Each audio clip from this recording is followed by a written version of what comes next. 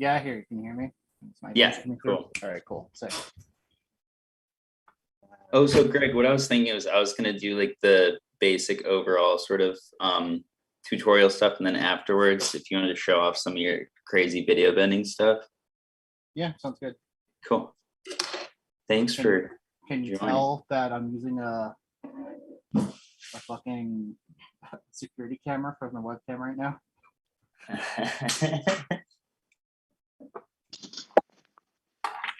I got really good zoom in. It's like the gas station robberies. You can see my pores.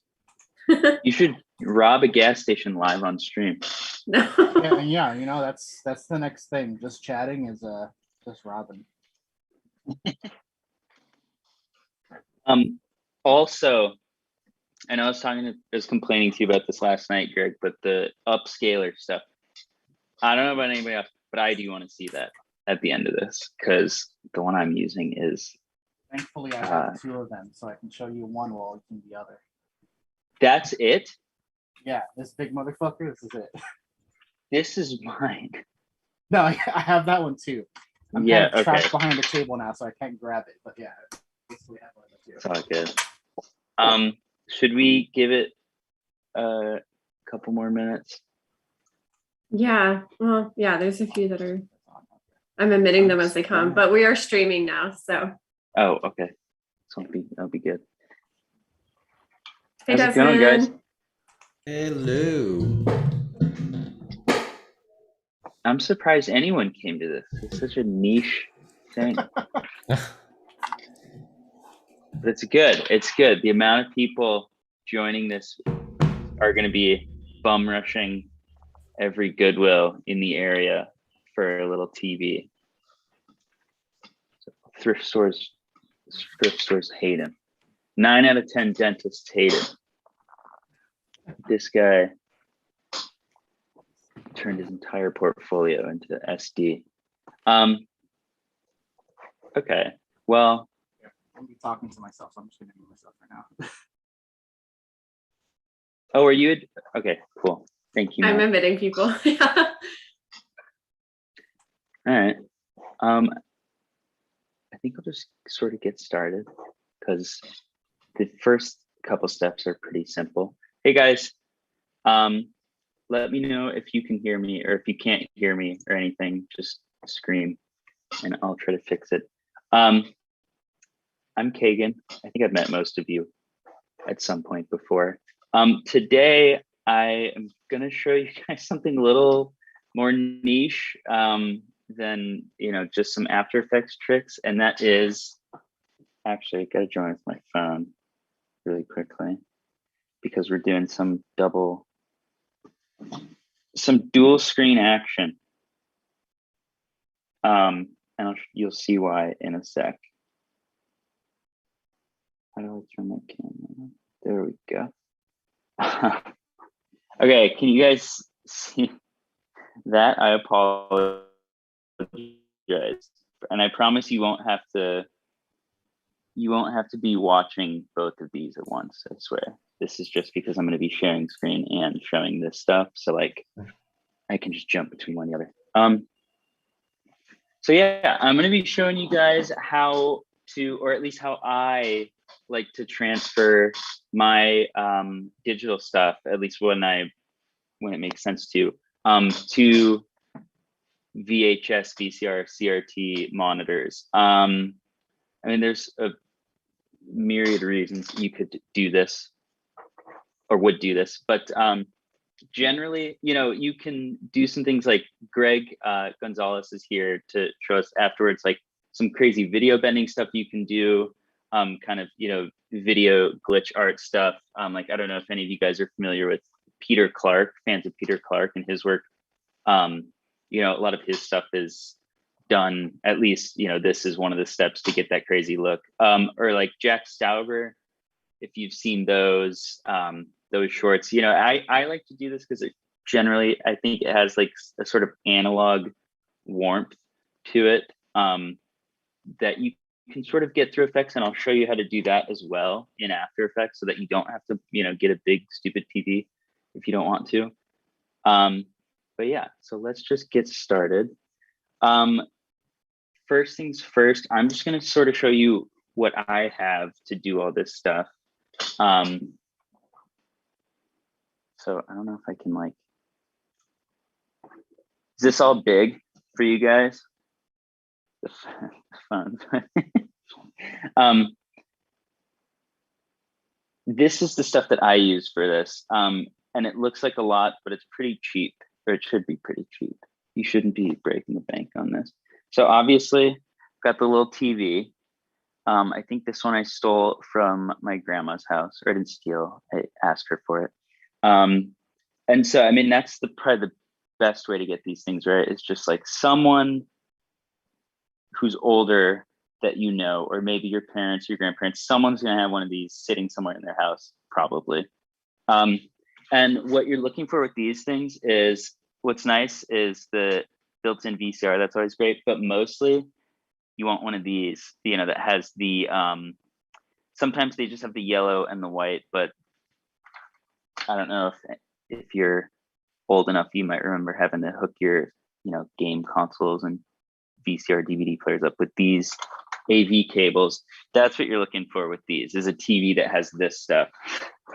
It should also have it in the back.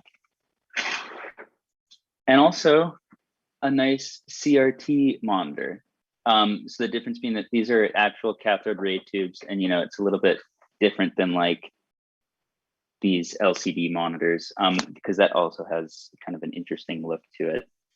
What I also have is this guy, which is just, it's an AV to HDMI converter. So that's what I run stuff from the computer to the TV or the VCR with.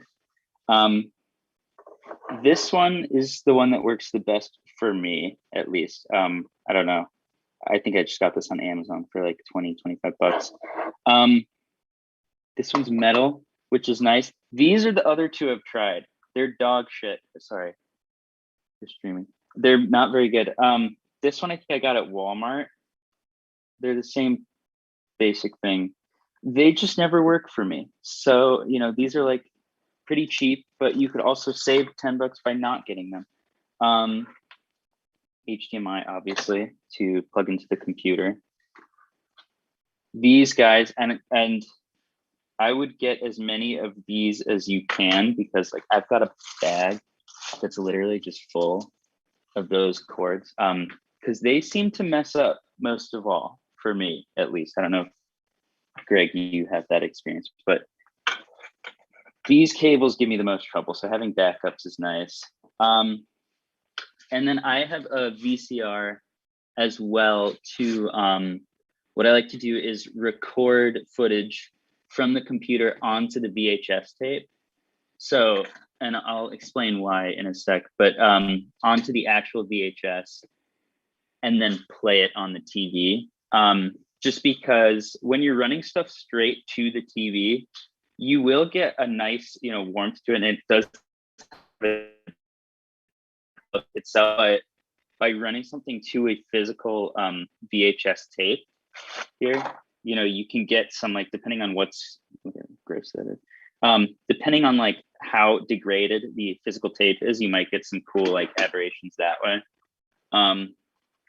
But that's also a step that you don't necessarily need. But again, I found this in my grandma's garage, so I took it. She wasn't using it. What else? You might need a dongle for your HDMI, because Macs, I don't think anything has an HDMI port nowadays, it seems like. Then finally, this little, this one's a knockoff. It's a little USB to AV converter to get stuff back from the TV onto the computer, which I will also talk about when I'm doing that. So, I remove spotlight. Let me know if I'm going too quickly, by the way. That was just a really fast overview, so hopefully, you know, there's nothing super crazy in there. So first things first, I want to show you guys what I do to sort of prep Can you see my After Effects? Yes. What I do to prep, thank you, video to put onto the TV. So let's see, I just have a blank project here, and I'm going to just import, let's see, where are we at? Sorry for my messy folder setup. This test footage I made last night just to have something to put on the TV and also just for fun. So this is just, I mean, it looks weird because of other things I did to it that are just outside of the scope of this. But, you know, if you can sort of tell, like the cleaner, you know, clearer colors and lines. I did put a posterize effect on the background. I apologize. I shouldn't have done that because it already looks all janked up. But anyways, the important things for this are that, at least for the purposes of this demo, I wanted it to be, I don't know if you can see this here, aspect ratio 4:3. So I don't know if you guys know about aspect ratios, right? Like the typical nowadays, I guess like HD, standard HD, you know, is 16:9, right? So that would be 1920 by 1080. But like older standard definition used to be in this 4:3 ratio. So I just, you know, if I take the height being the same, which is 1080, that would just be brought in to be 1440 by 1080, 1440 width. But what happens to me, at least, is that when I export this, anything from when I run this from the computer to the VHS, to the VCR or the TV, it actually gets squished because it's not just taking the video file, it's just transferring my entire screen. Essentially, it thinks that the computer thinks of these things as like an external or a second monitor. So it's just running that. And because the size of these, you know, the machine size is standard definition, everything gets squished, which might not make a lot of sense, but essentially think of like, again, it's a second screen. And so it's adjusting your entire display to fit this entire screen. And there's not really a way that I've found to make it so that like one screen is in 16:9, one is in 4:3. So what I usually need to do is I take whatever footage, and you know, again, this one's already 4:3, but you could do the same thing if you wanted something to look 16:9. What I will do is actually, if I rename this comp like CRT prep, you actually need to stretch this so that when it gets squished to the 4:3, it looks normal. It doesn't look squished. So what you would do is, I don't know, this is just some quick math, right? So 4/3, whatever. Hold on, you just cut out. You would Can repeat essentially that? take your width. Oh, sorry, thank you. So basically all you need to do is if you take the, you know, the aspect ratio fraction, so 4/3, you get that 1 1/3, 1.33 continuing. So what you basically need to do is just take whatever your width that you want the final thing to look like, multiply that by 1.333333, you know, however many. And see, again, this brings the original 4:3 to 1920. If you wanted something to look 1920 in the final product, again, you do the same thing, and you would get 2560. So, anyways, I'm going 19. I swear to God, this is going to make sense in a sec. I know that seems like insane stuff. Stretch it. Stretch your original thing so that it fits. You know, I'm just going to go exact. So it fits in here. Export that to whatever, you know, H.264 should be fine. was fine when I did it last night, at least. All right, while that's going, any questions so far? Does that make sense? I'm gonna turn this back on and sort of show you. So now you take the converter and basically run HDMI from the converter to your computer. And then I can't really do this with one hand, but can you see that? Yeah. This is simple, you know, pretty simple, like plug and play stuff right now. But plugging this into the back of my computer. If I can get the USB on the first try, which, you know, and then, so here's where it gets kind of weird. What I'm going to do is I'm actually not going to go to the TV just yet. I'm actually going to plug these into the VHS or the VCR machine, sorry. And with these things, you just have to be sort of careful. I don't know if you can see. A lot of these will have video and audio in and out. What we want is we want to run the video from the computer into the VCR. So again, kind of hard to do with one hand, but, and this guy's just not doing anything because this is old enough that it just has the yellow and white. Then I'm gonna take this nasty old VCR. Okay, funny story about this. When I took all this stuff from my grandma, she was like, oh yeah, you're gonna use this to digitize all these tapes? Please digitize this one. I thought it'd be like a home video or something. It was literally just a recording of South Park, like 2 or 3 episodes of South Park on this VHS. So I digitized that for her, I guess. But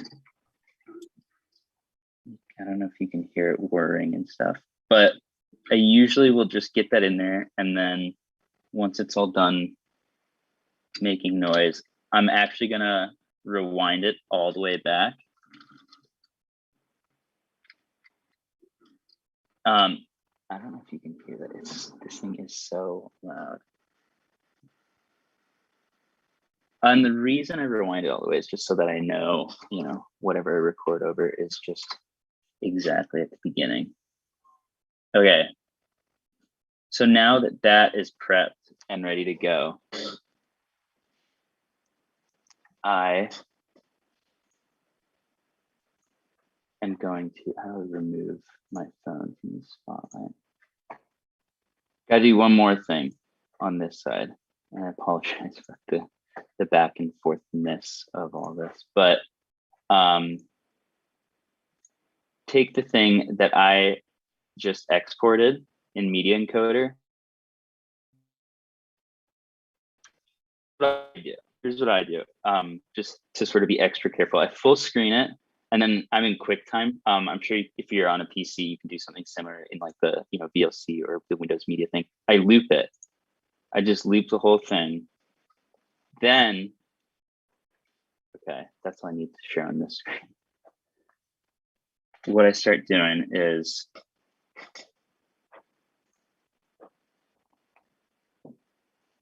I hit record on this thing, which is going to start recording over the VHS once it stops screaming at me. And literally, I'm just going to play this video on loop over and over. And so what I usually do is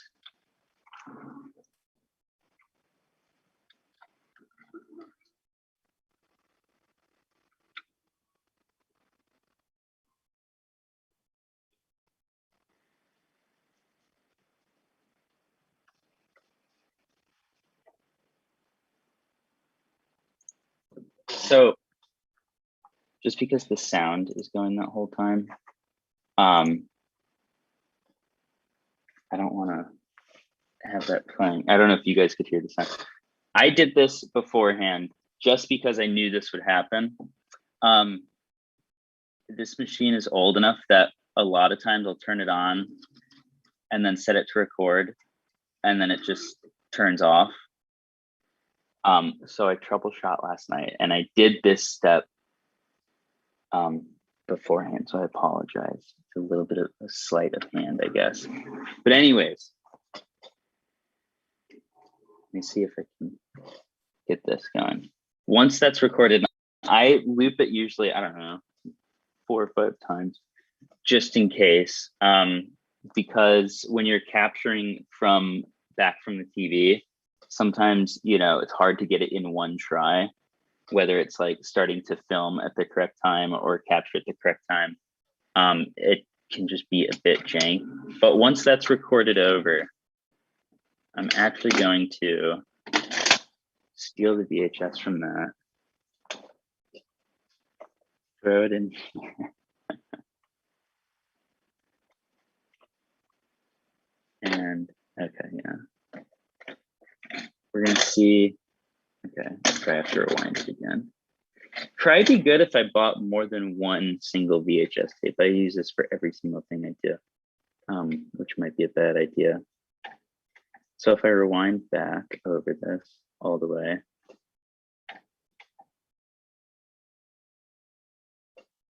actually,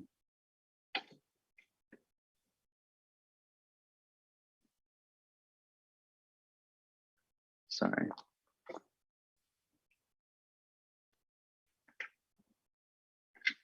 Cool. So what should eventually happen if I recorded it correctly last night, you'll get all the things that I've recorded in one punch. And then eventually, and again, this is why I say loop it, eventually it will get to a point after, if you record it for long enough that the tape can kind of run itself clean, you'll get this. And I don't know if you can hear it through my microphone, but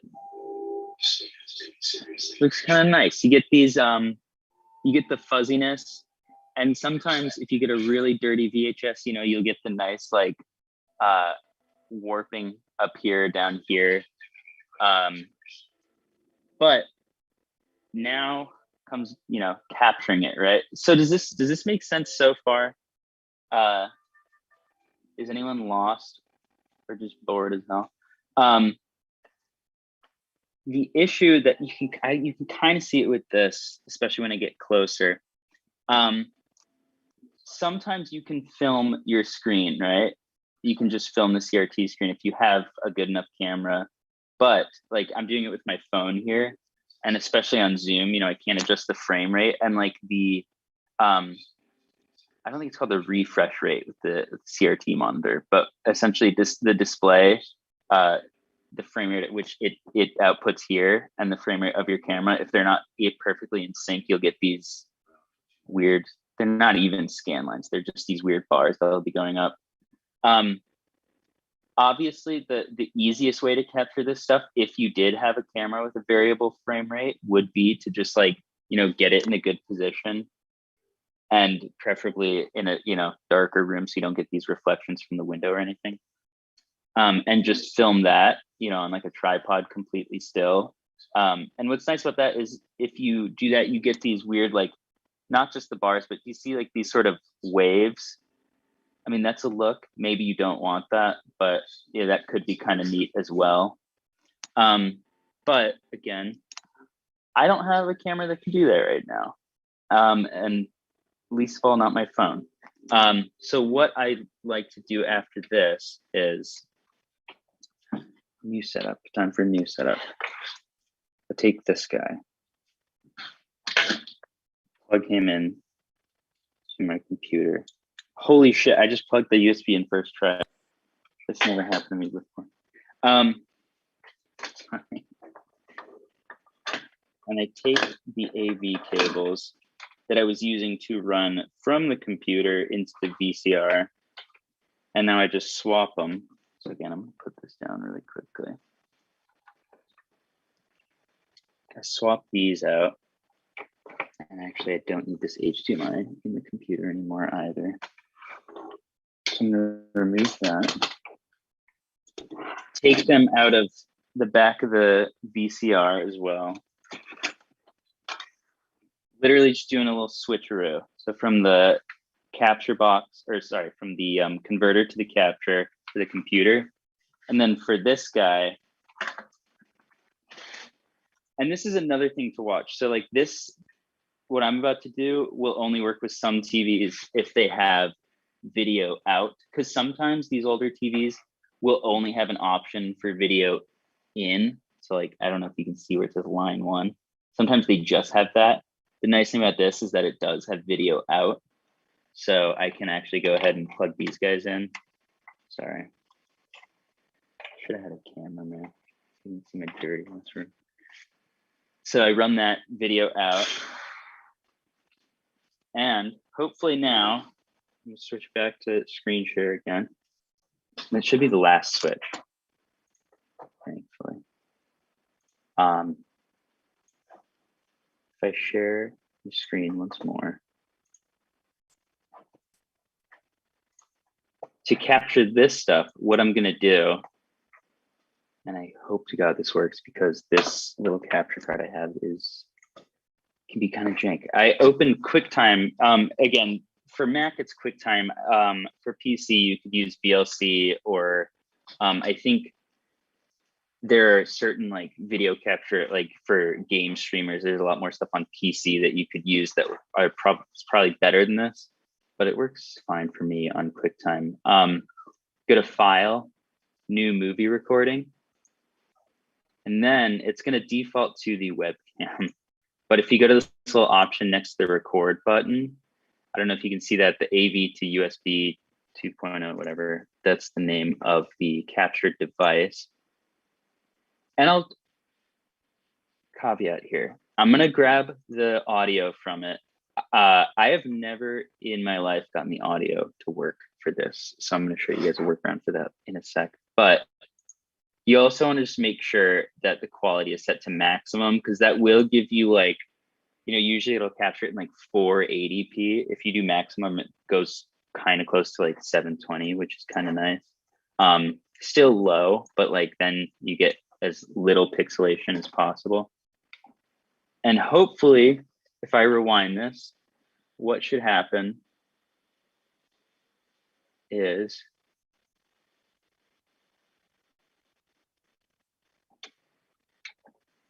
it should start to show up. Once I hit play, I just hit play on the TV here.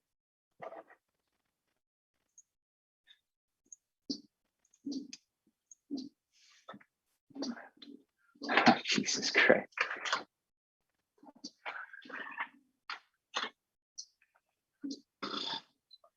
Okay. So yeah, what that's doing is it's capturing, the reason I do this as opposed to just running it straight into and then out of the TV is it's in here. Oh, although that just did something when I tapped the screen. It's capturing the VHS itself. Oh my God. There's a little accidental video bending right there. So what I would do is, you know, I think, okay, here's the ending and I know it's gonna loop one more time, right? Just sort of hit record here.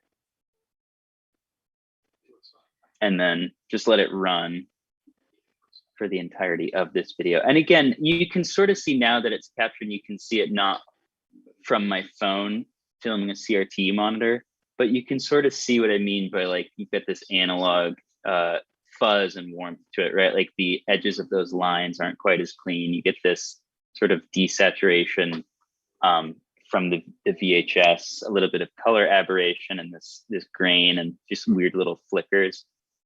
The only problem is, as you'll see in a sec, sorry, I just gotta make sure that I time this right so that I actually get the ending. Obviously, you can trim it in After Effects later, but I don't want to have to do that. Okay, so hit stop. And now it should save this as, yeah, So this is just a screen recording now. However, let me turn this down just in case. The audio does not work for me when I do this. And I apologize if you're about to get blasted. Can you guys hear my audio if I like mess with the volume right here? I don't think we hear it.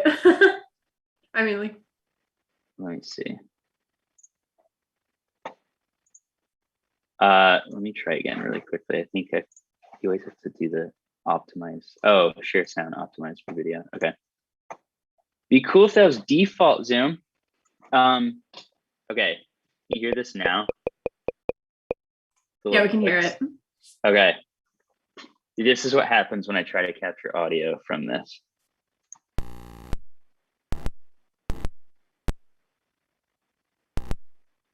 It's funny. So totally not what I want. This whole life. It's not the audio I have in here.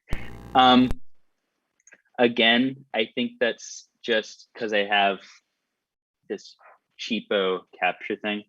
But the nice thing is, at least we have the video now. So I can save this out and I'll save it to, oops, not commotion.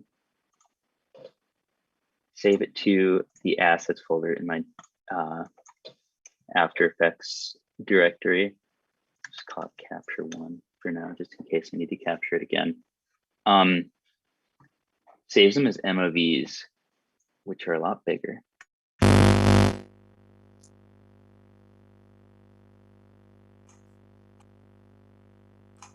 We can't hear you talking anymore, Kagan. No, it's just the VHS.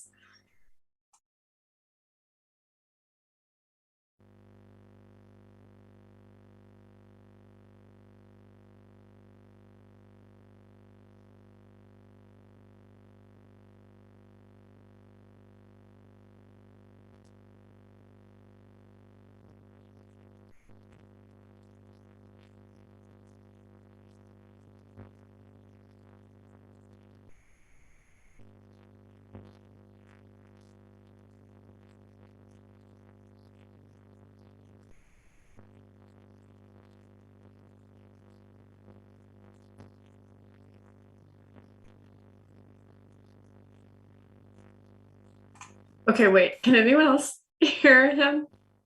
Okay. No. All right. I just wanted to make sure.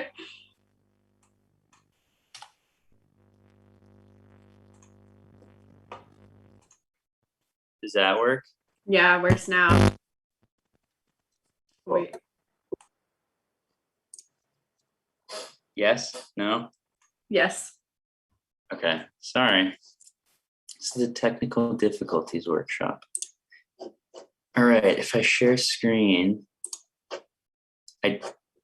hopefully this will work. Damn it. Can you still hear me? Yes. Yep. Thank God. Great. All I'm gonna do in After Effects is import the capture MOV that I just got. I'm gonna pull this in. I'm actually just gonna make, should I make a comp? Yeah, I'm gonna make a comp out of it. And you'll see it caught it at 720. And so what I wanna do is just, I'm gonna cheat and size it up to 1080. And it's gonna be a little pixelated, but like it's already kind of fuzzy, so you usually are fine. It's not the best, but you know, you use the fuzziness sort of masks the fuzziness of the capture and the VHS, I think masks the fuzziness of having to almost double the size of the video clip a bit. But I don't know, were you guys able to hear the screwed up VHS audio earlier? Like how it was just crackling and like kept dropping like that? Yeah. Yes. So what I usually do at this point is I just do the audio in, not Premiere, in Audition. So I know this is probably something most people haven't used before, but the reason I like to use Adobe Audition is that it's the sound editing software that comes with Creative Cloud. So like, especially while you're at SCAD, if you have After Effects, if you have Adobe CC, you have Audition. And for basic stuff, it's not that hard to use. I know it looks kind of freaky. I don't know if you can see this interface. All I'm going to do, and I will type up the step-by-step for this stuff because it's a little bit more confusing, and I'll share it with you guys afterwards. But all you do is go to File, New Multi-Track Session. I'm just going to call it VHS Audio, and just make sure that the location is the same as the demo. This stuff for what I'm doing right now doesn't really matter. It's just the name in the folder. Hit OK. And then you get a bunch of these guys, but all you really need to do is go to this up here, which is essentially like, you know, your project file directory in After Effects or in Premiere. I'm just gonna import. Oh, no. What I need to do first is go to this original thing. I apologize. I'm getting ahead of myself. Go to this thing that has the audio, just the normal audio. And I'm going to run this through Media Encoder. And instead of exporting it as an H.264, I'm actually going to export it as a waveform audio. So it's not going to get any video. And I'm going to call this. I'm just gonna call it audio for now. Clean audio. Cool thing about rendering sound, or not rendering, exporting sound is look how fast that is. It's like not even a second. Now I'm going to import the audio that I had just exported. So again, that's just the video that I had already imported to send to the CRT. And, oh, I sent it to the media encoder. This wave file, again, opening that, and I'm just gonna drag it in here, and it'll just take a second to initialize. So you see the waveform. Can you hear this, by the way? No. Oh, wait, yeah. Okay. It looks funny, right? Okay. It looks funny, right? So what I do You think it looks funny? is, so you kind of want to give this sort of like VHS, it's not a crunchiness, it's sort of hard to describe. It's like the sound when it's coming from a VHS usually is like a little, or rather from the VHS out of the TV speakers, it's kind of like dampened. You sometimes will get a little bit of noise or crackliness, but not like, obviously not the crackliness that came through the capture card. So what I usually do first is on the audio that I just imported, I go to Effects, Filter and EQ, and I just throw like a parametric equalizer, which you don't really need to understand what that does. All I need to know is that I go in here and then under Presets, Generic High Pass, and just kind of bring the lower end kind of close to all the way down, and then have this guy up here, you know, maybe add like a second once you get a shape like this, I don't know. And you'll be able to preview this with the effect on. You can sort of tell the difference. It looks funny, right? That's without it. You think it looks funny? I do too. But it So lives its that whole just life. kind of gives it that little crunch. That's all I did was this one effect, parametric equalizer. Again, I will write all this out in detail for you because it's kind of a pain in the ass to remember. Then what I like to do is on this track 2, I'll go to another effect, which is generate noise. I'll just call it noise because that's what it is. That's what we're doing. And you've got all these different like noise presets. They all are really harsh and awful except for gray. Gray, I don't claim to know what any of this means. I just know it does what I want it to do. And I'll just make the duration the same duration as the audio, which is about 50 seconds. Gray noise, gray inverse, I guess. Sounds like this. As opposed to, so I throw that in there underneath. And if you just have these two as is, without adjusting the levels, it's going to be a bit, overbearing, the noise. So what you want to do is, if you see this little yellow line in Audition, that's just the volume level of that track. I'm gonna throw headphones on so you don't hear these cats sprinting all around. But I bring that down pretty far because you want it to be very subtle and sort of, I don't want to say like subconscious, right? But like you don't notice it, but you hear it, sort of thing, right? So like bring it way down. Even that's pretty loud.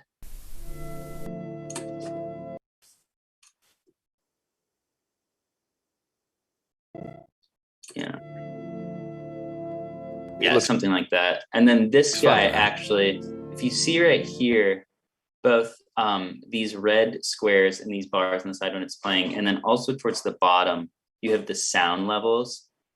And you notice these red squares actually are showing me that it is peaking at certain points, which when you're audio mixing, you don't want. Because if someone were like, say, listening with full volume, it would just destroy their eardrums and it sounds horrible. So I'm going to bring this guy down a bit as well, if it'll let me. There we go. Just to sort of see, and I'm watching down here. What I usually do is I'll just hit play and watch this meter down at the bottom, and like as long as the loudest points are only around like -2 to -6 and never actually hits all the way right, then I know I'm. It looks funny, right? You think it looks funny? I do too. Yeah, But so it lives its whole life. Like whenever he talks, it's around here. So you have to take it seriously eventually, right? Yeah. Okay. Be respectful So and shit. that is all I do with this. Hopefully that makes sense somewhat. This is a good thing to get used to. Messing around in Audition is a good thing to get used to anyways. For any of your projects, getting at least somewhat familiar with sound mixing can't hurt. It's sometimes, decently mixed sound can make a big difference in a project. So anyways, I take all this and I go to File, Export, Multi-track Mixdown, Entire session. I tell it where I want it to save. And actually, I'm just going to call it that so that I know it's the final thing, the Mixdown. Wave format's usually fine. .wave is usually fine because that's just a higher quality thing. And, we're used to like giant MOV files. A wave file is not terrible. So I'm going to export it as that. Again, it takes 2 seconds. And then if I jump back into After Effects and just make a new audio folder.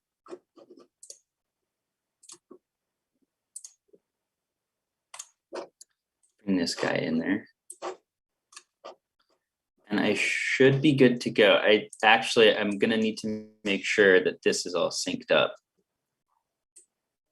So like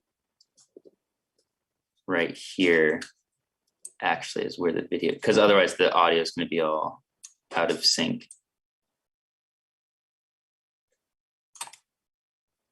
So that should be good.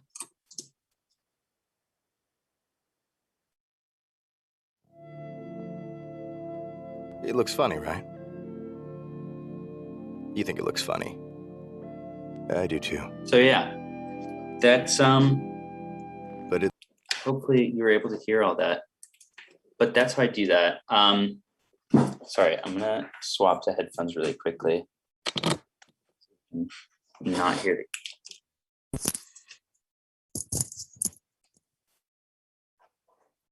Okay, sorry. I was just worried that you might hear the audio from the speaker and the screen share at the same time.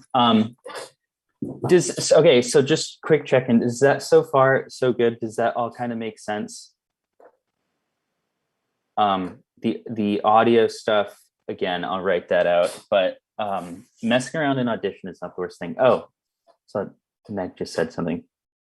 Oh yeah, I mean, if you're good with Pro Tools, if you're familiar with Pro Tools, absolutely, hell yeah, use that instead. That's going to be infinitely better. It's going to give you way more choices.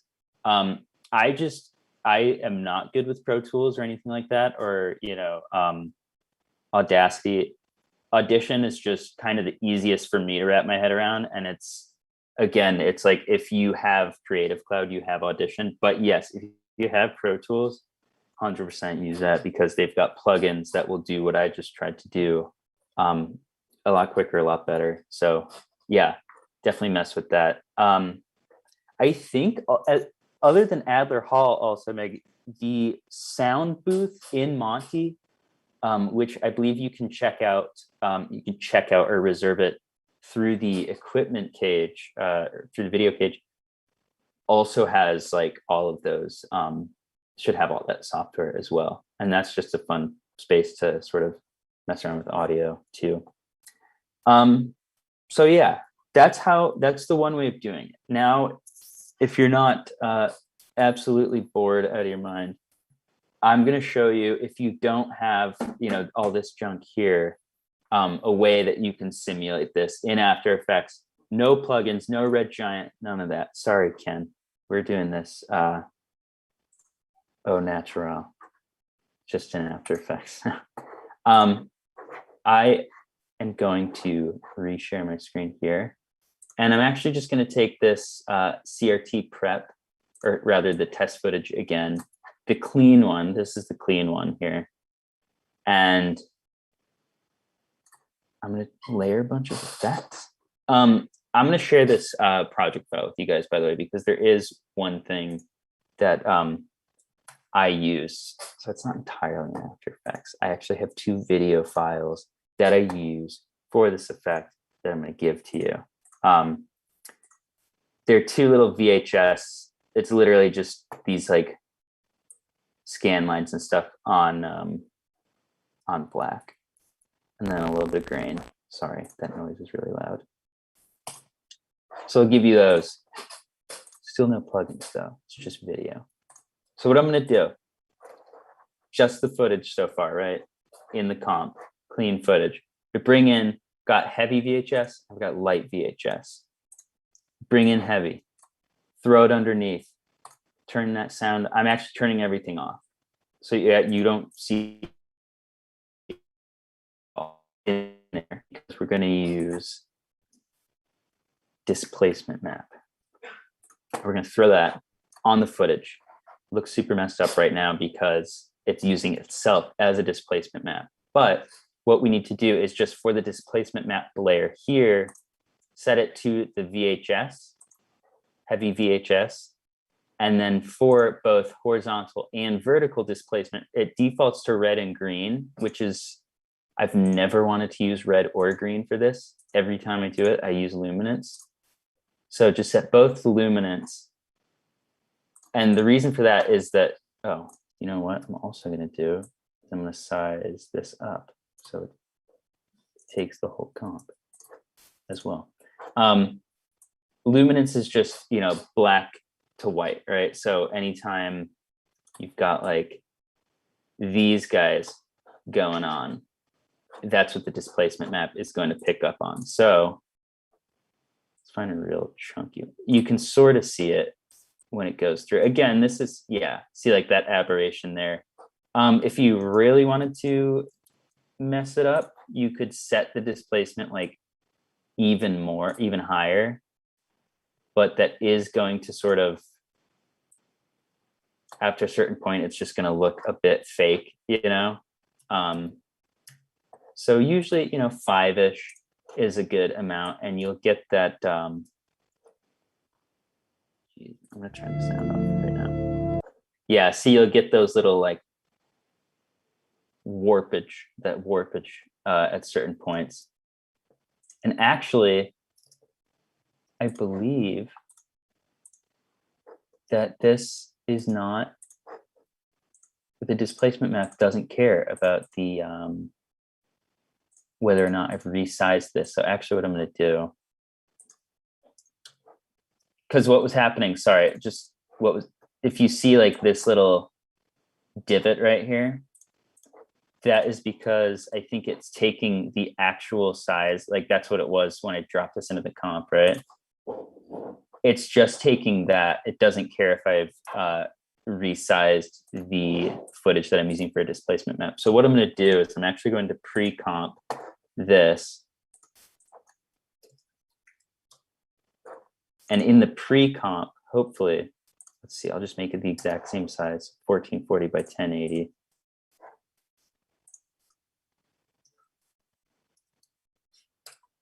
Hopefully this will fix it. And I'm actually just going to stretch it not uniformly because it doesn't really matter. It's not like anyone's going to be checking that. So hopefully now, if I go back to the test footage and set this as the pre-comp,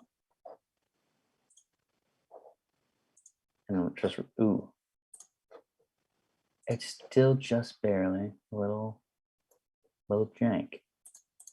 Let's see what's going on here. Just make it extra big, maybe just in case. All right, you just wrap pixels around for that, and then it'll give you a little bit, or you could, yeah, just so you don't get that black edge, you know. So wrap pixels around, and now I should get the warpage and not have like a weird rectangle in the middle of the comp. And it runs all the way down. Then, because it's, you know, you get the warpage, but you still want sort of that fuzziness and stuff like that, right? We can put some effects over the actual test footage other than the displacement map. One thing that I like to use for this, kind of sparingly, is the mosaic effect. And obviously when you first put it on there, it does this, which is not what we want. But like the higher, you know, the higher the number of blocks goes, you know, the higher definition, essentially, the sharper an image you'll get. So I'll do, I don't know, like maybe 500, 550, you know, something like that. So you get this, that's not really kind of a blocky image, but you get this sort of fuzziness as if it's being displayed through the like they're not, you get sort of pixelation. Maybe we go even higher. Maybe go like that. I don't, it kind of stops making a difference after a certain point. So I throw a mosaic on here, and then the last thing I do, and this is kind of the most, I think it's what gives it like the most VHS looking effect. You put set channels onto this layer and then duplicate, or actually, yeah. Once you have displacement, mosaic, and set channels on this, duplicate it so that you have 3 of them. And then what I usually do is I'll label one, like just the color label, I'll label 1 red, 1 blue, or 1 green and 1 blue. And you can use sorry, you can, there's a channel blur effect that you would add to the footage that it also, it might, oh really? Yeah. Instead of duplicating it? Yeah, try channel blur. I think you just added it onto the footage, not the, yeah, whatever. Yeah. Oh Also, if you want to put it in an adjustment layer, you can also use the, I think turn the red up to like the, yeah, turn the red up. The 3D glasses effect as well. and turn up the blue, try like 2 or Yeah. 3, and then like the red, turn it like way up to like. Oh, that's pretty good. Yeah. Oh shit. Thank you. That's channel blur is nice. Actually, that's really good. And Greg, you said 3D. It's called 3D glass. Yeah. Yeah, I think it's in like the VR section. I Oh, forget. geez. But there's an effect called 3D glasses that if you just like change it to red and blue rather than the stereoscopic one and just like put the difference a little bit.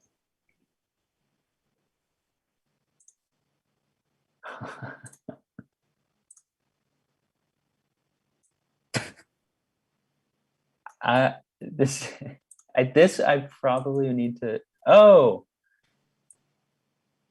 yeah, and just offset it like ever so, Like that's like 2 like or like a decibel. point something. Yeah. Yeah. Oh, I'm so And you glad get I asked you guys just to the change. right amount of like edge. Yeah. So this is, yeah, that's exactly it. That's what I'm looking at for these things. It's like the edge where the colors sort of separated. Yeah. It is a little more render intensive. So be Oh, all wary of these are. Yeah. Yeah. So I would put that on adjustment layer and then just keep it off until you're actually going to preview it. If anything. Right. Okay. Those are good. What I usually do is I'll go on one set channels. I go the top ones. So like for the red one, I'll go red for red source to red, green source off, blue source off. And then for the green one, I do the same thing, but for the green. So red off, green, blue off. And then again, for blue, red off, green off, blue.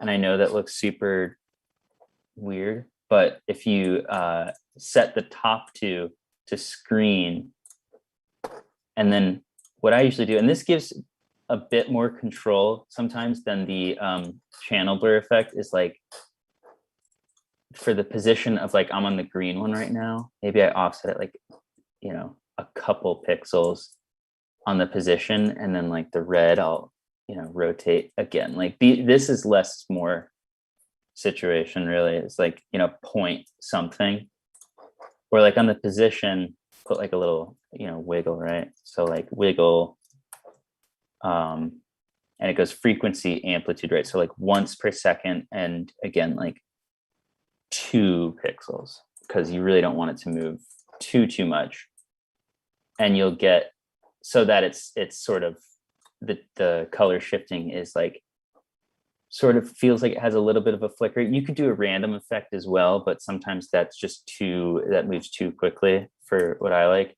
But yeah, any of these methods will work. And I'll write this up for you guys as well, because I know it's kind of a lot all at once. But see, I'm not red.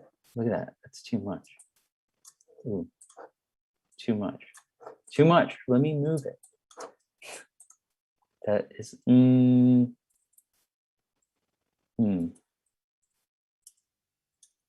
holding down Command, or I think on PC Control, right, to go like by decimal points when I'm just up or down on the arrow key.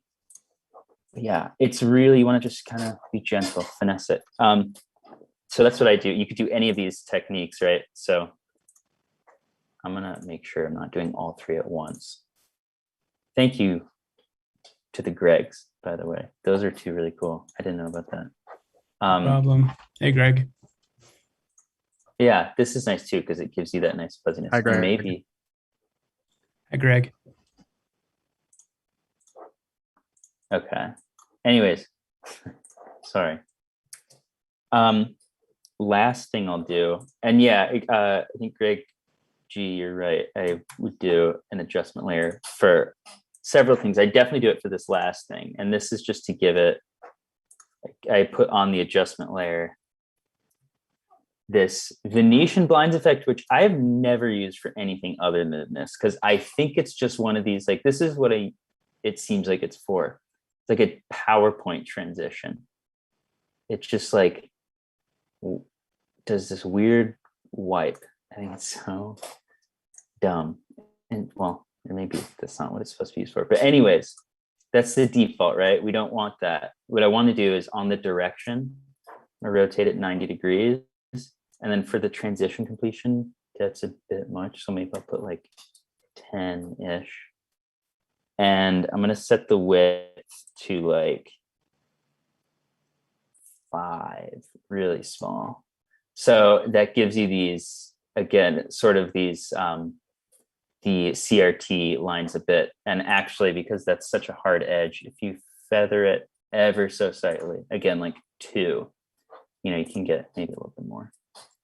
You can get these nice, subtle, almost unnoticeable, to someone, who didn't know that that's what you did, this sort of scan line effect. So that's the Venetian blinds. And then you could put. I just want to point out for the blinds to make note that it is doing transparency. So if you have any clips underneath this, it's going to show up. So put like a black solid or something back there. Good point. Yeah, right. Because the gray that I had, that's just the background gray. Good point. So probably, but it's an adjustment layer. Shoot. So yeah, maybe you would pre-comp this and then put it over something else, because that could potentially script your render. So yeah, just make sure whatever you have underneath regardless, it's gonna come out black. I think when you render it out. I'm just saying that if you like to like edit in After Effects, be careful because whatever the hell you have in the background is gonna show up in the background. Yeah, and it will be like ever so distracting. Yeah. But you can use this to your advantage and put another version of the same clip behind it and offset that even more. Yeah, that's true. Like if I were to go even more fucked if you want. Yeah. If I were to just like put both guys on top. Well, I'll try that in a sec. But yeah. Good point. Transparency stuff usually I go straight from this and export, so I don't even think about that. But yeah, if you're trying to do like multi-layer stuff, and then for like color correction, sorry, I should just do, I don't know, if on the adjustment layer, mess with the colors. Maybe you want to make it look like a little desaturated or something, right? To look similar to, because like if you look at this guy, I mean, it's just the color's totally screwed up. So maybe you don't want to blast it too much. And you could do this with levels. You could do anything, right? But sometimes HLS is just a bit faster. You could also, on the lightness, add another wiggle. So do like twice a second. Again, I would be a little careful with this, but maybe like 2, 3, and then you might get a little bit of a weird flicker on that. At this point, it's like Greg said with the other effects, it's going to be pretty render heavy, right? So like sometimes what I'll do is I'll do Shift number pad 0, or I'll do Control Shift 0. And what's nice is that will render a bit more quickly because it's rendering every other frame. And obviously you won't get as smooth a preview, but you can sort of see like the general warp, and it's heavy that like the seed render is still really slow, but that's because, sorry, did I cut out? A little bit. That's because, we have all these effects. Last thing on this, last thing, the light VHS. I throw this guy on top of there and I scale them up. This one doesn't matter if it's in a pre-comp or not. Set it to add. You get a little more grain. And if you want it, you don't need to use it. I could just move this off to the side, right? You get the little play thing because that's what the video file I had.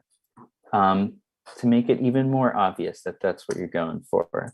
Maybe opacity to like 80 on this thing. It's already subtle enough when it's on the add blend mode that like you don't really need to mess with the opacity too much, but that's another overlay that you can do that just adds, like, especially in the background here, you can see that sort of discoloration And what's also nice about this video file is that it actually has a little bit of crackly sound to it as well. It's probably going to be super loud, but like, where's the test footage? Yeah, I mean, that crackling you just heard is this video file.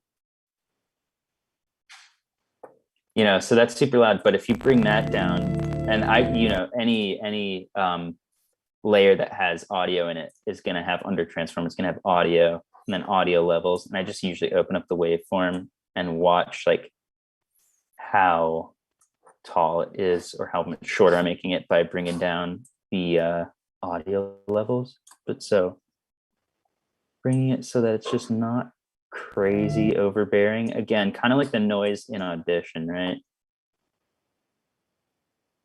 It's like almost this thing you feel more than you hear. And actually, let's turn all this off so you don't have to worry about the rendering. You can just hear the audio.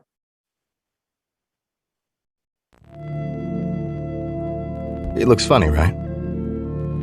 Do you hear? Do you think see it looks what I'm talking funny? about, or hear what I'm talking about? Rather, that it's like that buzzing. If I were to just solo this, yeah, it's just that weird. It's that kind of crackling. So, anyways, that's a couple ways you get these effects. Again, thank you, Greg and Greg, for these other two modes. I think that's pretty cool, and that kind of saves you the extra layers, because I'm sure adding these with the screen blend mode is that's probably gonna make the render time a little bit heavier as well. So that's that VHS look in After Effects. I'm sure you could do something like this without even needing this video file by just doing like, some sort of crazy settings on like fractal noise or something like that, right? But I'm going to give you these in case you want them as well, these video files. So go ahead and use them. I don't remember. I think Carla gave them to me like 3 years ago. I don't even know if you guys remember her. So educational purposes, it's fine. Okay. That's basically it. Hopefully that made sense and you were able to follow along. Again, I will type up these instructions in terms of like the audio stuff we did in Audition and the effects and order in which you put them in After Effects, as well as give you the project file so that, if you get kind of lost, you can poke around and things like that. But yeah, any questions? Hopefully that was interesting or helpful. Sorry, I had some technical difficulties. Slightly unrelated. Were you using that EB Synth AI thing to make that animation? Yeah. Okay. All the Okay. animation was AI. It was all the guys were EB Synth, and the backgrounds I was using that Art Breeder website, which okay. is just the thing that like usually they use it for like those AI weird face morph things. I can send the links to both of those in the chat because those are fun to mess around with too. I just needed something that and they're free. I needed to make something quickly, Yeah. And these are both free, and they both look really funny, especially when you use them as jankily as I do. So Art Breeder is this right here. That's the like morphing backgrounds, and these are both AI. So you can say that you used AI, and people will think you're really smart. Generative. Even though they're both really easy. Yeah, it's all generative. It's EV Synth is great. It's so funny. It's literally it's just an AI rotoscoping thing. So it's like if you've seen those Joel Haver videos, like I don't know if you've seen any of those. Like if I'm trying to think of the title. Like when you're in a game and you hear enemy music and there's no enemy, like those kinds of things. He uses this for that, and he uses Red Giant VHS plugin, which is he cheats. It's don't fine. Be like Joel Haver. It's fine, but we don't have to do that. You don't have to do that anymore. Don't spend $1,000 for VHS when you can do it for free. Yeah, don't spend $50, man. It's TV. You can do After Effects. But yeah, does that stuff all make sense? Sorry if this is a little bit wackier. of a demo. But hopefully you got something out of it. Obviously, shoot me any questions. Also, I invited both Gregs, but I know Greg Gonzalez has his stuff like with him to show. If you guys want to stick around, that's my portion of the demo, but Greg's got some crazy video bending stuff to show like what you could do. Honestly, more like a better reason to put your stuff on these things is so that you can video bend it. So like, for example, did you see when I accidentally tapped the screen when I was capturing it back and it just like totally went out? It was just a bunch of like weird bars and then came back in. Like that was accidental video bending. Greg does cool, purposeful video bending. So yeah, do you want to talk a little bit more about that? I can do that. So right now, what you're seeing, my webcam is actually my analog camera. So I don't know if you've seen this. It's basically I don't know how I can like show this off. It's a camera, for fuck's sake. It's like a security camera. Wait, I have an idea. Where's my phone? Here we go. Does this work? There you go. Look, you can see yourself. Awesome. You can see my disgusting room also. Isn't that nice? Wow. But you kind of can't because it's through a security camera. So it obfuscates the mess. This is really smart. Right, exactly. Move. So yeah, so using an analog security camera like this, or if you got like one of them handy cams, automatically just gives you that analog look. So if you want to go for that, that's always an idea. I'll show you the digs so far. So what I have, this is my face. Hello. I got a VHS player here, DVD combo. Very nice, very good. In case you ever want to press the play button and then watch some JoJo. Whoa. I'm also using a Oh, video mixer. That's what this is. That's awesome. That's so funny. And that's completely analog too. This is, well, it's converting to digital to do these effects, but it's basically it's analog to digital conversion and then digital to analog conversion out. Can you do a star? So can you do a star wipe? Let's see. With Dio. Press all the buttons. Yeah, it's Dio. I can do my gosh. Dio. Oh wait. Where did you get this? So to outsource these things, the best way to do it is to Facebook Marketplace, eBay, or look for people that sell things from churches. Because a lot of churches have video mixers like this. I actually have like two more over there, especially and stuff. Let me see if I can.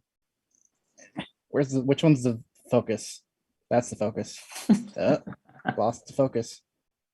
It's all analog. Okay, so that boxed one is actually one that I got boxed new from like 1993. And you can see there's a silver one behind it. That one was like $400. Don't do that. But that is like the standard one. This one was $50 from some guy that didn't know what he was selling me. So if you're lucky enough, you can do that. But this is actually one of the more expensive ones to find usually. I mean, yeah, this is like the most one man's trash is, another man's treasure situation. Yep. They probably wouldn't know what to do with these anyway. You can also, if you want to do mosaic, like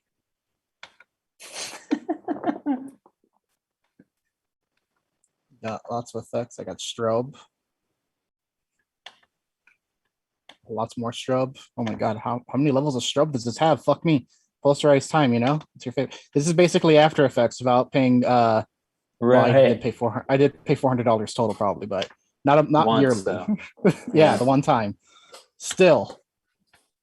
So like if you were to obviously, for like live VJing and stuff, this is awesome and would be hilarious. But like this is the jam, I would say. To capture this, would you just be doing the same thing that I did, where like you would go into QuickTime or whatever and just say like record new and or the PC equivalent of that, right? Like so I have many options. So let me put this thing down so I can actually like show y'all what the fuck I'm doing. If I can figure out. There we go. Okay. So, So you have a whole episode playing, by the way.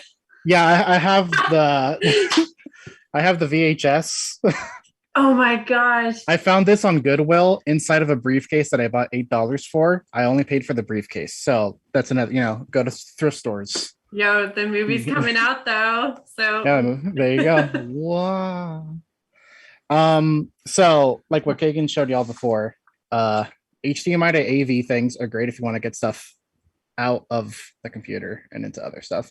This is garbage. They're $12. They do work though. Neither of mine work. Those are horrible. This one I got because I bought something else that came with it. It's the same thing that Kagan showed you. Just USB straight to this guy. This also works sometimes, but you'd have to scale it and it's going to get a digital artifact and get all fucky. Not a good look. What I have is I have two of these. One of them is actually being run right now. This is a scaler, an upscaler. It basically takes in... This is a B and C connections. They're basically like RF cable, but not really. You can buy converters of these into composite, which is what these are called. Are those like the 10 of them for $10? Is that like this guy? Like you can't really see it, but it's like the four. I think that's an S video. This is just the one. Oh, okay. Wow, that is old. Let me fucking. This is like the broadcast standard. Where the hell is the fucking focus? Here we go. Yeah, so it's like that. What you're looking at is this one. This is the S video down here. Yeah. So you got an input here and you got your output here. But this one outputs to VGA also. Oh, so if you get a VGA to HDMI converter, which is like the same thing, it'll output up to 1080p or more. You can output this into HDMI, and if you're a gamer like me, you can get one of them capture cards and use that. And that's what I'm using now. I'm using a AverMedia Live Gamer Extreme whatever to capture this directly into OBS. Let me see if I can do like, there we go. Share screen, OBS. That's what I'm using. Oh, okay. So yeah, obviously it's not scaled perfectly. You can see I got some black lines there, but you can just meh, and I'm done. Perfect. I'm using the virtual camera right now, so I can capture it on to I almost said Discord, Zoom, because I don't fucking use Zoom anymore. Who does, honestly? Stop share. Okay. So I mean, yeah, go ahead. Oh, sorry. I was going to say, like, the reason, kind of like what you've got even with the security camera right now, like there's a certain randomness to these aberrations and effects that like are kind of, I find hard to simulate or make it look quite as organic. I know it's not organic, but like analog organic compared to like these I'm sure you can tell like on the lines of my pillows back here, you can see some stutter.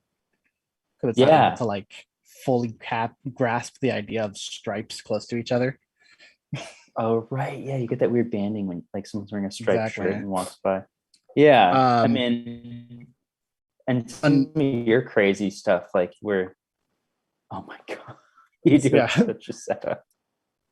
So you can also consider getting things like these. This is a video enhancer. This is like, if you know what Tachyons Plus is, what that guy does is basically he buys old things like this and circuit bends them. He actually goes in there and solders shit up and messes with it to make cool effects. But this on its own is pretty good. So I got this guy that gives me like a half and half view so you can see what the effects are. And I believe this is enhanced as is. So this will just give me like thicker lines on the edges of my hand. It's kind of difficult to tell. Oh, so like it's like a half preview, or is? Yeah, it's like a half. I mean, I can pull it all the way and it's a full preview, or I can go and turn it off. So I'm doing half so y'all can actually see. This is brightness. Obviously, I'm touching the cable sometimes, so it gets a little fucky. We got color, so we can oversaturate it and give you even more spooky looks. And this is, I believe, frame rate compensation, which noise compensation. Yeah. So if you go all the way, it actually noises it more rather than unnoises it. You're like deep frying your hand. Yeah, I'm basically like analog deep frying. Which, yeah, actually, the potential for all this stuff to make some memes, some meme shit, I've done it. It works. Oh, I mean, that's other Greg Markman. That's his game. That's his game. Oh my God, you're so deep fried right now. Yeah, I mean, I'm very deep fried right now. Some of your circuit bending, again, that's at the beginning, I mentioned Peter Clark, right? Because I think he's like the tachyons, he's the star of using the tachyons, right? Greg is showing, which I think is really cool, showing how to use these like live, but obviously you can do this same stuff and, instead of using your own video feed, run your stuff to a TV or whatever and capture that and, mess with those knobs and do some crazy stuff with that as well. Obviously the tachyons is sort of built to like really break your image, but I mean, even like looking at the security camera footage right now is pretty cool. Something that really helps a lot if you ever want to learn how to do it is learn how to solder. Oh yeah. So don't touch this part. This part's hot. But basically, if you know how to, if you feel confident enough to break open one of these things, you can just put cables together and do things. So this is actually a circuit that I built myself that will fuck it up more. I'm gonna turn off the crunch so you can see better. It is incredibly dusty because I haven't used it in a while, but let's see if I can plug it in and if we can do something with it, huh? Let me see. What do I got here? Let's let us put in JoJo in here and see how much we can destroy JoJo. While you're setting that up, I mean, maybe you disagree, but a lot of this stuff, like unless you're looking for something very specific that you need like kind of ASAP, I think a lot of this stuff isn't worth like dropping hundreds and hundreds on if you have the time to like wait around on Facebook Marketplace and find someone, like you said, a guy who doesn't know what it's for or does no use for it, can sell it to you for like 30, 40 bucks.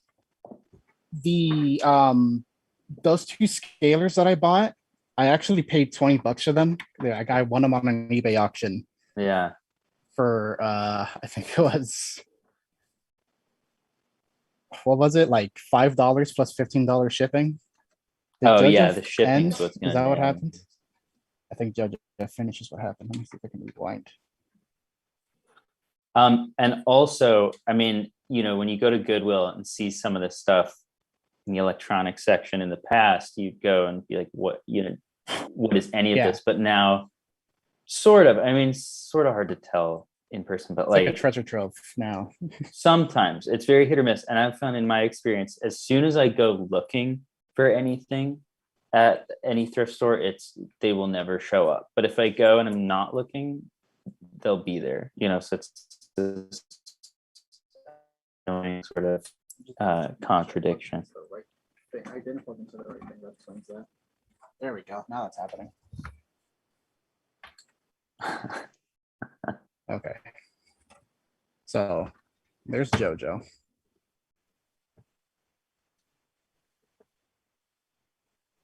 me see if I can do. There we go. Hopefully we don't get a license strike. Nah, it's fine. Don't worry about it. Just every once in a while, you just have to do like an audio jungle. Yeah. Audio. This is brought to you by Audio Jungle. Also, it's so bent already that I can't do it. It's crazy. I can't run over people. What am I going to do? I'm just an Egyptian limo driver. Wait, so this right now is running from your DVD, from that VCR DVD player into the this computer? Is going. This is going directly Do into that. this, and then it's going into the mixer so you can see my cam and Right. the output of this. And then that's going into that other scaler, the exact copy of this guy that's over there. And that scaler is running into my game capture card. Jeez. And then this is being captured on OBS, which you can use OBS to capture things. It also captures audio if you want to do that. Oh, should I do that instead of the QuickTime thing with that capture card, you think? Probably, yeah. I mean, Okay. OBS, I believe, is also on Mac. It might even be on Linux, to be fair. It's definitely on Mac, yeah. Yeah, and if you want to stream things, you can use it to stream also and capture. Yeah. I didn't even think of that. It's just capturing without having to stream it. If I go too far, this thing just loses signal because it's so bent. Yeah, the issue, and I know when Greg Markman and I have messed with this with his tech, and sometimes what happens is like if you're plugging in any sort of video bending stuff and then capturing that to your computer, like the signal will just get so bent and so messed up that like it'll just decide to drop. And even if you see some crazy stuff on your screen, you might not get that. So like I know one time I was talking to Peter Clark about like, why does this happen? He's like, oh dude, just film your screen.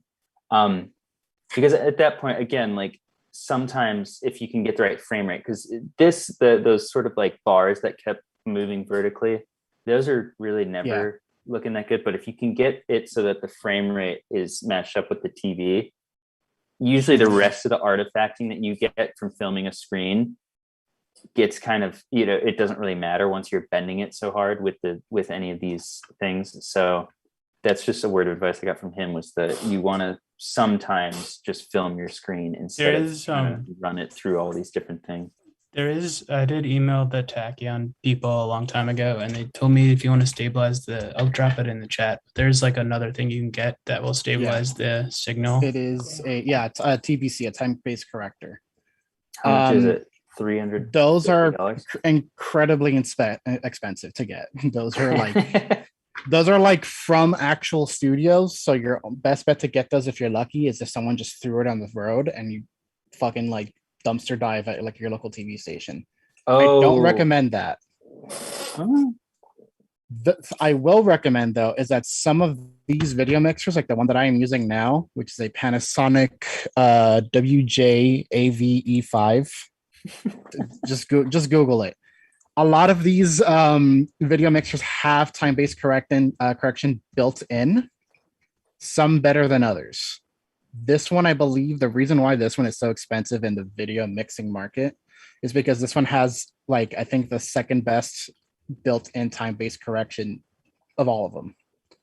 So that's why I am not losing signal when I put this all the way through, because I do have something called an Eterol V4 over there, which is like the standard video mixer that everyone uses. It looks like a DJ mixer and everything, except it has like a T-bar, like an editing station would. But that one's frame correction is garbage. Like it just drops to a blue screen if you just so much as turn this knob a little bit, Oh, it just doesn't know what to do, and it's like, exactly, okay, you get nothing. Yeah. Because what you're doing is you're distorting the electrical signal to the point where the digital conversion just can't handle it anymore. Yeah. That's why when you do it directly into the TV is made to take those signals regardless. So it's never going to drop the signal, and that's why rescanning or filming the TV itself is more like commonplace in those kind of like in these kind of applications. Mm-hmm.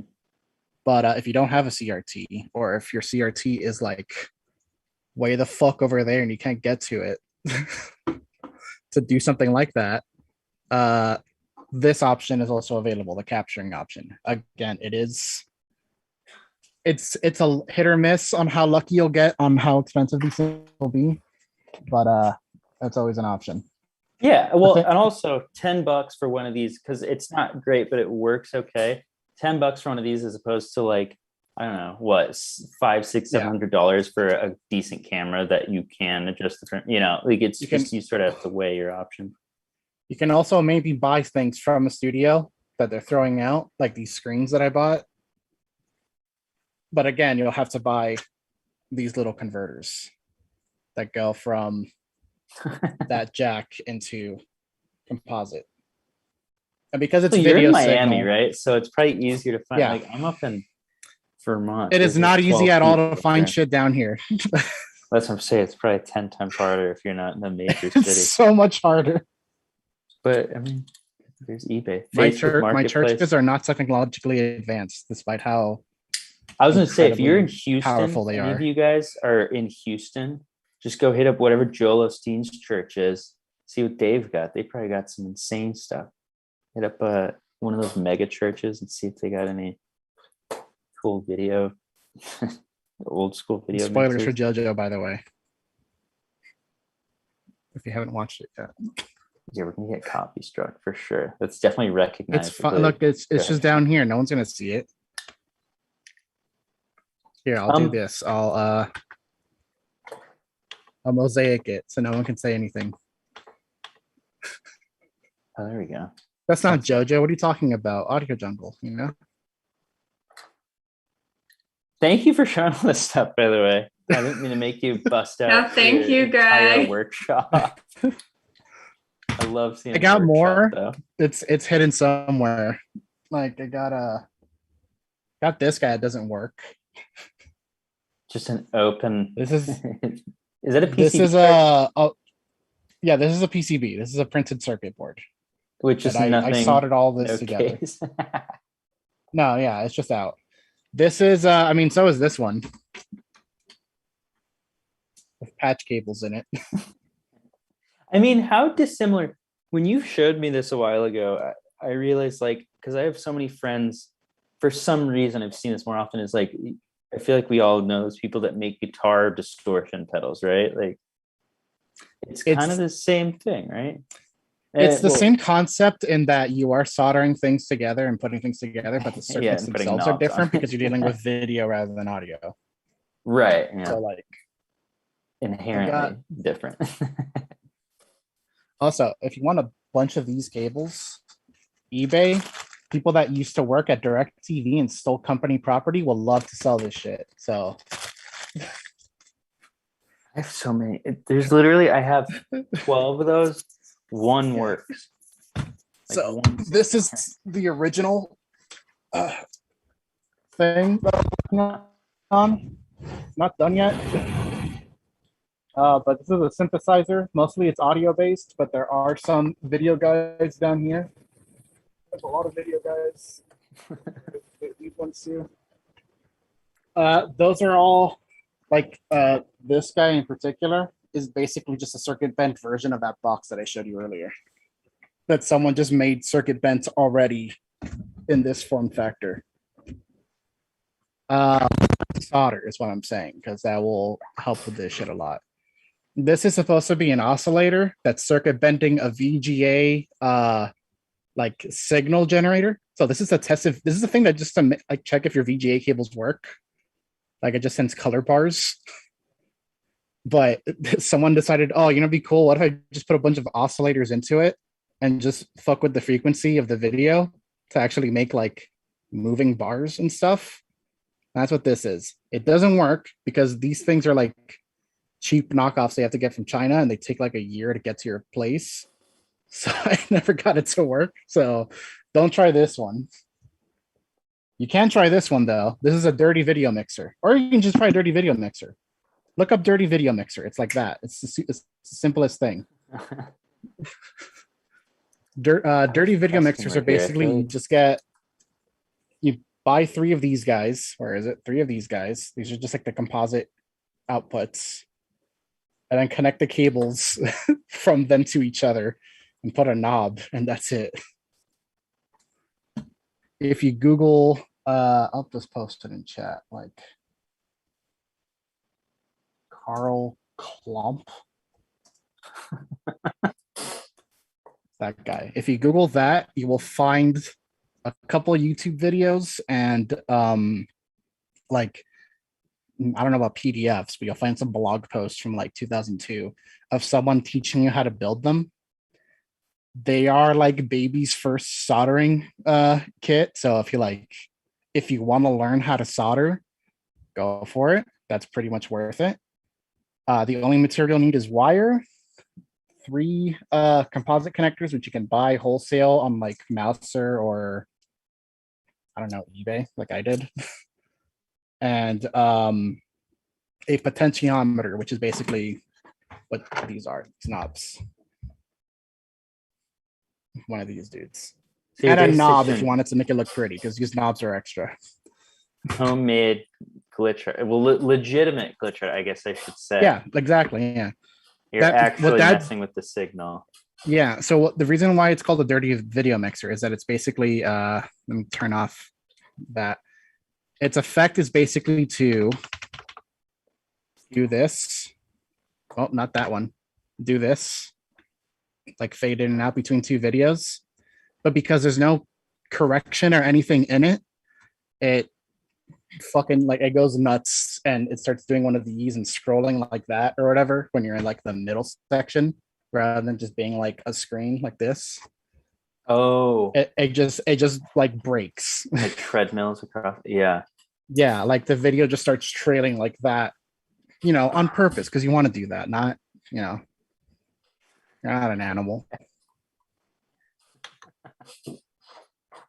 And also, yeah, I feel like we should do, if people are interested, like a demo on your workshops. That would be so cool.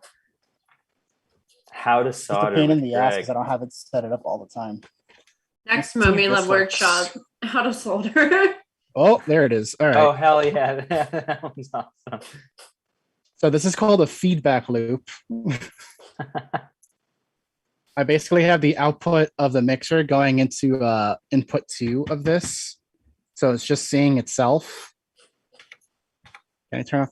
There we go. And if you turn it right before it's fully together, you get some effects like this. And it gets all fucky. So I have a question for some of this stuff though, because I remember when you first described it, and even now, it does sound a bit intimidating, like getting all these different sorts of pieces of equipment thrown at you and things like that. But do you think after a certain point, it's like you get something and just play with it? Like with some of this, I'm sure like you found this by just. I'm doing incredible feature creep. Don't do what I'm doing. Buy a thing and just fuck with it until you're done with it. Like, it'll last you forever. Yeah. I went too hard into this. Don't be like me. I'm jobless and unemployed and have no money. I am not a good role model.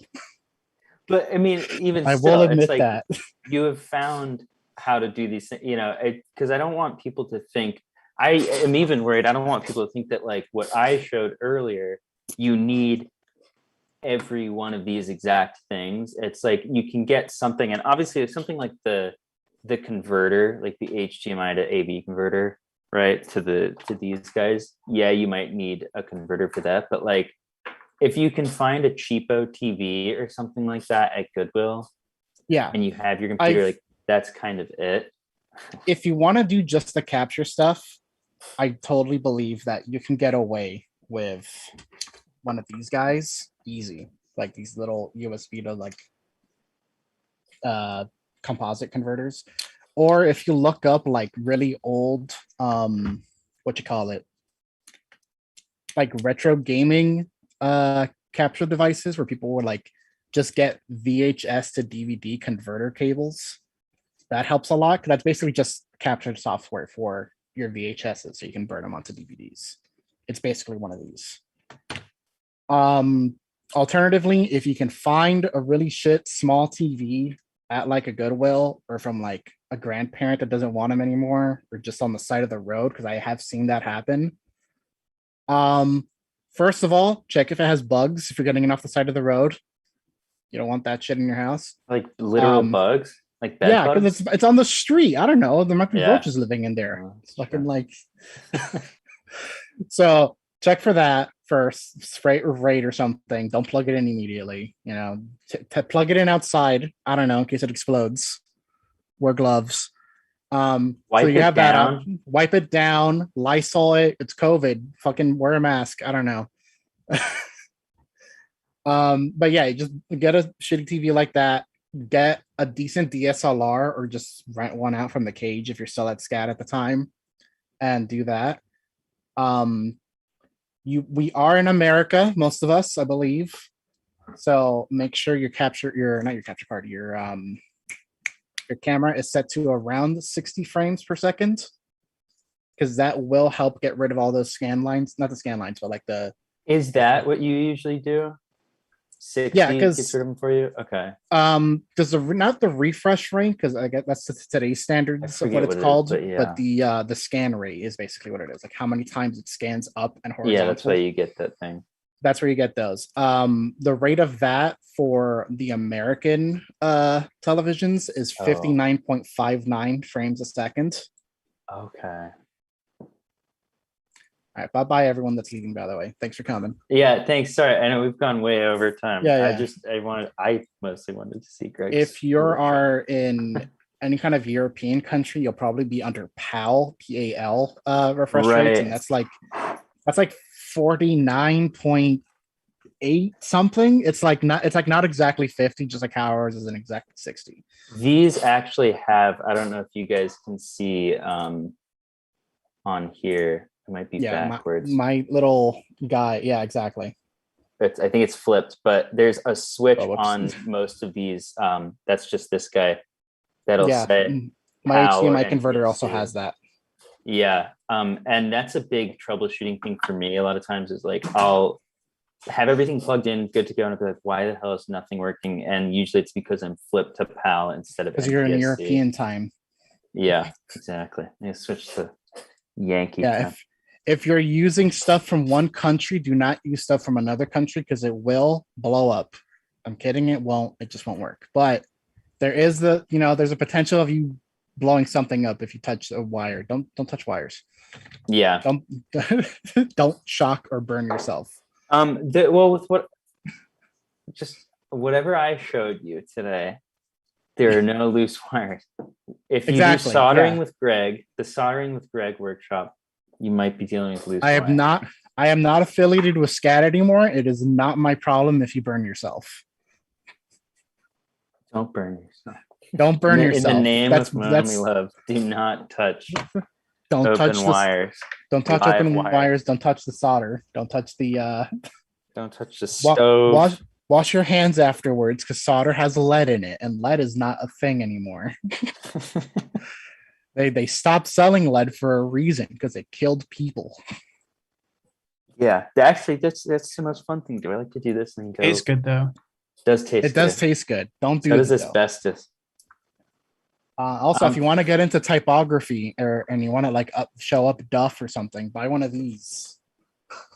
Oh, Professor Gladman has been showing me those. Oh, what, a title generator?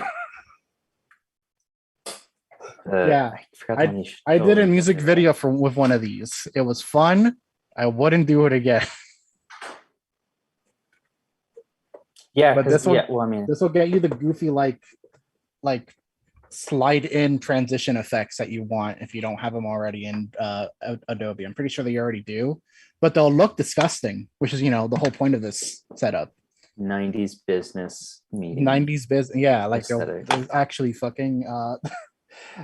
I bought a DVD player and someone left like a training video in it. So. Yeah, that's a corporate training video. When I bought my